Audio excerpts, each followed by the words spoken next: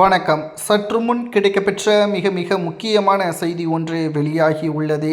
CV. Shanmugam வீட்டில் police குவிப்பு. அதிமுக 2 அணியாக உடைந்த நிலையில் சி.வி. சண்முகம் தரப்பினர்கள் தற்பொழுது பெரும்பான்மையான எம்.எல்.ஏக்கள் எடப்பாடியிடம் மன்னிப்பு கேட்டு அதிமுகவில் இணைந்து விட்டார்கள். சி.வி. சண்முகத்திடம் பல முயற்சிகள், பேச்சுவார்த்தை எஸ்.பி. வேலுமணி நடத்தினார். ஆனால் எடப்பாடி அதிமுகவிற்கு தகுதியில்லாத நபர், இனியும் அதிமுகவில் பயணிக்க நான் தயாராக இல்லை என்று சி.வி. சண்முகம் அவர்கள் தெரிவித்துவிட்டார். மேலும் அதிமுகவின் முக்கியமான சில மாவட்டங்களில் அலுவலகங்கள் மூடப்பட்டது. சி.வி. சண்முகத்தின் உத்தரவின் பேரில் அது மூடப்பட்டது. ஆனால் தற்பொழுது சி.வி. சண்முகத்தின் ஆதரவு எம்.எல்.ஏக்கள் மன்னிப்பு கேட்டு எடப்பாடியிடம் இணைந்ததன் காரணமாக அந்த அலுவலகங்கள் திறக்கப்பட்டது. மேலும் சி.வி. சண்முகம் அவர்களது வீட்டில் போலீஸ் பாதுகாப்புகள், எந்த ஒரு அசம்பாவிதங்களும் நடைபெறாமல் இருப்பதற்காக சி.வி. சண்முகம் அவர்களது வீட்டில் போலீஸ் பாதுகாப்புகள் குவிக்கப்பட்டுள்ளது. ஏற்கனவே அதிமுகவின் எம்.எல்.ஏக்கள் 4 பேர் ராஜினாமா செய்துள்ளனர். தற்பொழுது சி.வி. சண்முகமும் மயிலம் தொகுதியில் ராஜினாமா செய்ய உள்ளார். மயிலம் தொகுதியில் வெற்றியடைந்தது. அவர் எம்பி பதவியை ராஜினாமா செய்துதான் மயிலம் தொகுதியில் எடப்பாடி அனுமதித்து அவருக்கு மீண்டும் ஒரு வாய்ப்பு வழங்கி மாநிலங்களவை உறுப்பினராக இருந்த சி.வி. சண்முகம் அவர்களை ராஜினாமா செய்து இந்த வாய்ப்பை எடப்பாடி கொடுத்ததும் குறிப்பிடத்தக்கது. ஆனால் அதிமுக ஆட்சியை அமைக்க முடியாத ஒரு சூழலிலும், அதே சமயம் எதிர்க்கட்சி அந்தஸ்தை இழந்ததன் காரணமாகவும் 3வது இடத்திற்கு தள்ளப்பட்டதன் சூழல் சி.வி. சண்முகம் அவர்களுக்கு பேர் அதிருப்தியை ஏற்படுத்தியது. இதனால் தற்பொழுது விஜய் அவர்களுக்கு ஆதரவுகளை கொடுத்து, தனி பெரும்பான்மை இல்லாத விஜய் அவர்களுக்கு நாம் ஆதரவை கொடுத்து அமைச்சரவையில் இடம்பெறலாம் என்று ஆலோசனையும் வழங்கினார் சி.வி. சண்முகம் அவர்கள். ஆனால் தற்பொழுது இருக்கக்கூடிய அரசியல் களத்தில் எடப்பாடி அதற்கு அனுமதிக்கவில்லை. இதனால் கடுமையான கோபமடைந்த சி.வி. சண்முகம் அவர்கள் 2 அணியாக பிரிக்கப்பட்டது குறிப்பிடத்தக்கது. சட்டப்பேரவையிலும் 24 எம்.எல்.ஏக்கள் விஜய் அவர்கள் முதல்வராக தொடரலாம் என்று சி.வி. சண்முகம் தலைமையில் ஆதரவுகளும் கொடுக்கப்பட்டது. ஆனால் இப்பொழுது சி.வி. சண்முகம் அவர்களுக்கு ஆதரவாக இருந்த எம்.எல்.ஏக்கள் தற்பொழுது 3 பேர் ராஜினாமா செய்ததும், அதனைத் தொடர்ந்து கூடுதலாக 1 பேர் ராஜினாமா செய்து, ஆக மொத்தம் 4 பேர் ராஜினாமா செய்து, மற்றவர்கள் 20 பேர், அதில் 19 பேர் எடப்பாடி பழனிசாமி அவர்களுக்கு மன்னிப்பு கேட்டு சென்று விட்டார்கள். 20வதாக இருக்கக்கூடிய சி.வி. சண்முகம் அவர்களிடம் எஸ்.பி. வேலுமணி, விஜயபாஸ்கர் மற்றும் ஒட்டுமொத்த அதிமுகவின் மூத்த நிர்வாகிகளும் சி.வி. சண்முகத்திடம் ஆலோசனையும் வழங்கினார்கள். எடப்பாடி தலைமைதான் சிறப்பானது, எதிர்காலத்தில் நிச்சயம் அதிமுக ஆட்சியை அமைக்கும் என்று பலகட்ட பேச்சுவார்த்தையையும் நடத்தினார்கள். ஆனால் எடப்பாடி பழனிசாமி அவர்கள் அதற்கு ஒட்டுமொத்தமாக நீ மன்னிப்பு கடிதம் கொடுத்தால் சி.வி. சண்முகத்தை ஏற்றுக்கொள்வேன் என்று கூறியதாகவும் விஜயபாஸ்கர் அவர்கள் தெரிவித்தார்கள் சி.வி. சண்முகத்திடம்.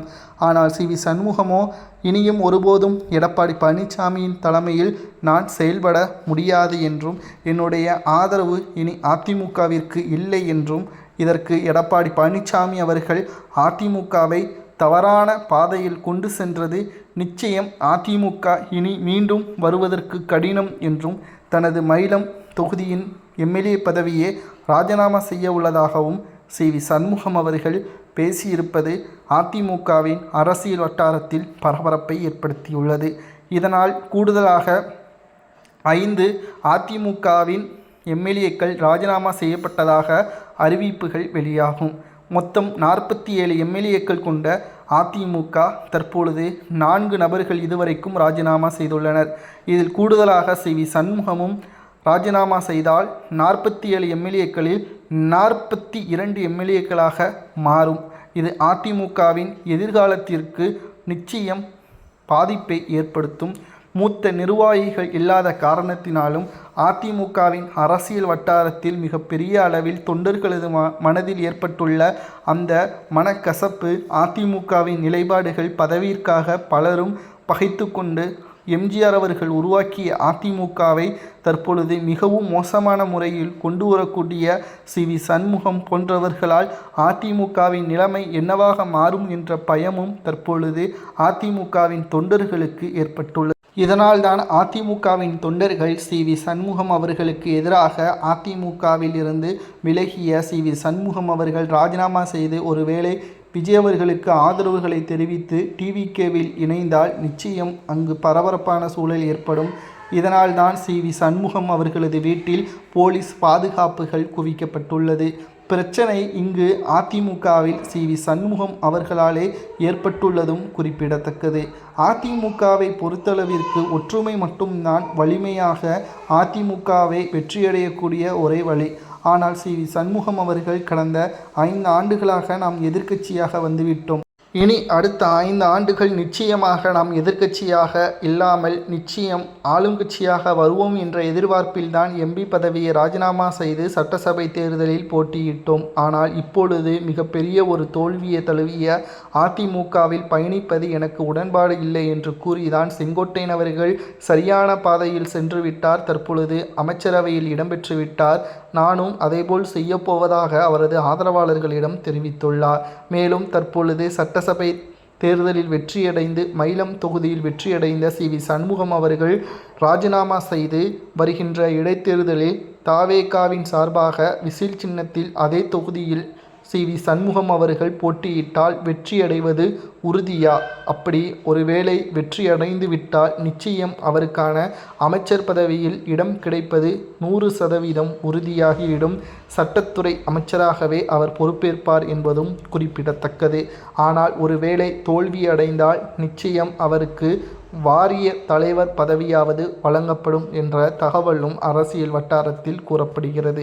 எப்படி பார்த்தாலும் சி.வி. சண்முகம் அவர்கள் தவேகாவில் இணைவதால் அவருக்கான அங்கீகாரம் கொடுக்கப்படும் செங்கோட்டையன் அவர்கள் மூலமாக. இதனால்தான் அவர் அதிமுகவில் பிளவுகள் ஏற்பட்ட போதிலும் சரி, தற்பொழுது சி.வி. சண்முகத்தின் ஆதரவாளர்கள் எடப்பாடிக்கு ஆதரவுகளை தெரிவித்த போதிலும் கூட மீண்டும் அதிமுகவில் இணைய விருப்பமில்லை என்று தெரிவித்துவிட்டார். இதனால் சி.வி. சண்முகம் அவர்கள் எடுத்த முடிவு சரியா தவறா என்பதை உண்மையான அதிமுகவின் தொண்டர்கள் தான் கூற வேண்டும். ஏனென்றால் அரசியலில் வெற்றி தோல்வி சகஜம். மக்களது மனதிலும் மக்களுக்கு தொண்டு செய்யக்கூடிய கட்சியாக எம்ஜிஆர் அவர்கள் அதிமுகவை உருவாக்கினார். அப்படிப்பட்ட அதிமுக நிச்சயம் வெற்றி வாய்ப்பை சூட வேண்டும் என்றால் அதற்கு பொறுமை என்பது நிச்சயமாக தேவை. அதற்கான காலகட்டத்தை எடப்பாடி எதிர்நோக்கி காத்து கொண்டிருக்கின்றார். நண்பர்களை, சி.வி. சண்முகம் அவர்கள் ராஜினாமா செய்து ஒருவேளை மயிலம் தொகுதியில் போட்டியிட்டால் அவருக்கான வெற்றி வாய்ப்பு 100% இருக்குமா என்பதை மறக்காம கமெண்ட் வாயிலாக கூறுங்கள். இதுபோன்ற அரசியல் செய்திகளை தெரிந்து கொள்ள நமது சேனலுக்கு லைக் மற்றும் சப்ஸ்கிரைப் பண்ணிருங்க.